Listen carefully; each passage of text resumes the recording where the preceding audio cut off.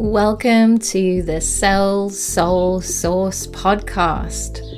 I'm Jackie, a chiropractor, yogi, and Akashic reader, and I'm here to activate healing in light workers of all kinds so they can serve from an empowered place and fulfill their purpose with ease, awe, and wonder. If you feel like your private practice takes up too much of your life, you are part of a very big club. And this is where I see so many healers and spiritual entrepreneurs getting stuck. They're working long days, they're never at home, and when they are, they're just tired and snappy. They feel as though they have to keep showing up or it'll all come crashing down. So in today's episode, I'm diving into why your soul-led business is taking up so many hours, your capacity is met, and how you can simplify in order to experience the freedom that you started your business to have. Let's start by thinking about why you want to simplify in the first place. I am basically like a 2-year-old child who always wants to know why. If you were having the time of your life, you wouldn't be asking this question. The wanting to simplify usually comes from lack. A lack of space, a lack of capacity, a lack of freedom, and usually a complete lack of happiness. All these things eventually lead to exhaustion, where you're left scratching your head, wondering if being a healer or a spiritual entrepreneur is really supposed to cost you this much. And the answer to that is obviously no. Now, I love asking people about the moment. There's always a moment where you decide something, and there's you before that moment and you after it. And deciding to simplify your private practice is one of those moments.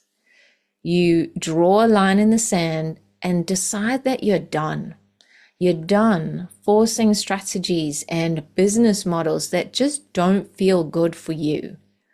You're done pushing yourself through exhaustion. You're done pretending being out the house 13 hours a day is normal or what you even want for yourself. And you're done being snappy and irritable all the time. You're not showing up how you want to, probably at work or at home. But when your private practice is taking more and more hours to run, it's not an organizational thing. It's not that you just need more spreadsheets. It's not that you need more apps and then you'll get on top of things. It's not that you just need to get through this busy spell. Because I'm willing to bet you've said that before. Now, sure, you need good structure. You need to automate as many things as possible. You need to make your services more efficient. Those are the things that we're constantly refining to elevate our standards. That accounts for 5%. The real reason you lack space and capacity and freedom and happiness is a subconscious block. And that accounts for 95%. In this case, subconsciously, part of you doesn't feel safe to slow down and relax. That part of you is actually reacting to old energy that's stored in your body. And when you heal and rewrite this part, magic happens. It feels like a long, deep exhale, as though you finally let your breath out after holding it in for possibly years, possibly your entire life. Your whole body relaxes and all that tension just fades away. Your energy tap turns all the way on and you're just never tired anymore. Your mind gets quiet as all that indecision and worry and second guessing stops. Your capacity grows because you are now able to handle more, the good things and the learning things. You get into a creative flow where ideas and inspiration are just pouring through. You start to access your clear intuition because you have the space to hear it. And you start trusting yourself and moving with certainty instead of hesitating. And this is how sustainable success is built. It's built from ease, where it feels light and fun instead of hustling. Because when you're stuck in a stress response, as you often are when you're asking this kind of question, here's how that's showing up. Your body is tense, and the massages and the stretches aren't helping. It's because it's not a muscle thing, it's a stress response thing. Your energy is inconsistent at best, but usually it's non-existent without some kind of stimulant like caffeine or sugar. Because that part of you doesn't feel safe. It's constantly on the lookout for danger. You're overthinking. And as healers and spiritual entrepreneurs, this is actually twofold. Because you have kind of clinical case decisions and you have business decisions. So that part of you is still sifting through everything that happened in the day, looking for threats. And that's why you can't relax on the sofa at night. That's why your mind is still racing when you climb into bed. You're already at capacity, so the smallest thing triggers you. Even small things seem like a big problem. And it seems like you go from crisis to crisis, like the world is against you.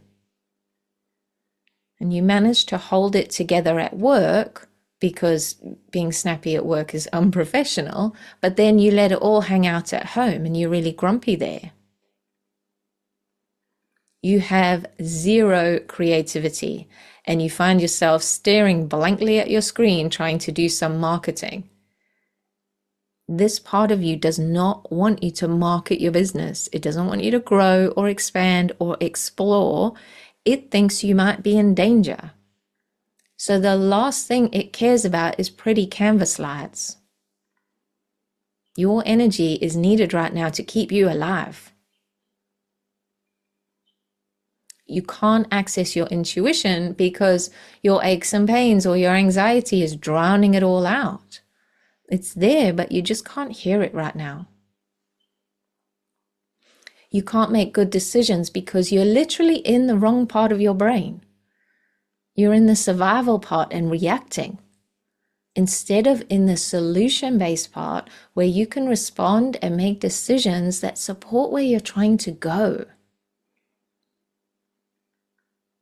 And once you rewrite this subconscious programming, and it doesn't have to take a long time, you won't need to take time off work or a sabbatical, and you won't have to swim in the emotional soup either. I certainly just don't want to talk about it for hours.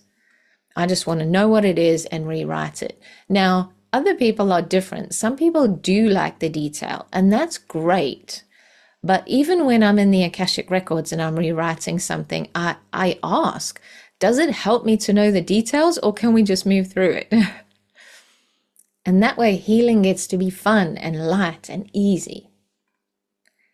So once you rewrite this, it becomes easy then to make the right decisions for you to simplify your business. Because you'll have clarity around what it is you actually want to do.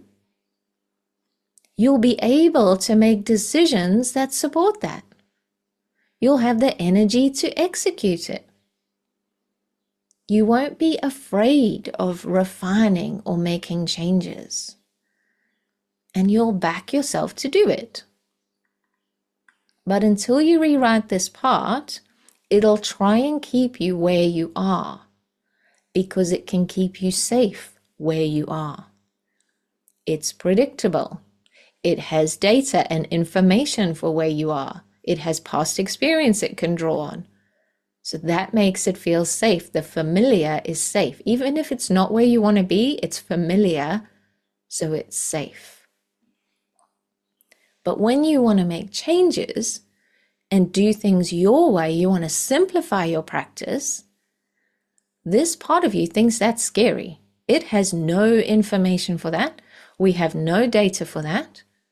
It's unfamiliar and therefore equals danger. Even if it's what you really, really want, consciously you really, really want it, subconsciously, this 95% of you is going, I don't like the unfamiliar. But once you heal it, you can start to feel excited about the possibilities. Working half days. Or finally doing that morning routine you've been trying to implement for years. Or space in your diary to write notes after every client. The luxury. You can change your prices so you don't have an income dip. You could even change your prices to reflect your depth of knowledge and experience. The possibilities are literally endless when this subconscious programming is no longer running 95% of your day.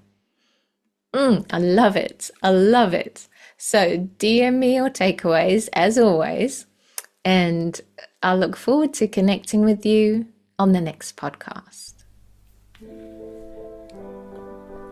I am rooting for you. We rise together.